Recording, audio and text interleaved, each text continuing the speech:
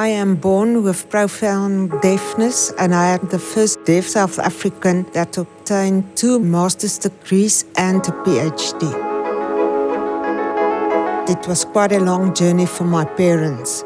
They took me to several specialists and they said to them that I am uneducatable. My parents refused to accept this. Mainstream school wasn't easy at all. My first teacher would avoid eye contact and exclude me. I had to attend a school for the deaf. I loved the school. The teacher knew exactly how to work with you. I wanted to play the trumpet, and that helped me with the form of my lips to speak better.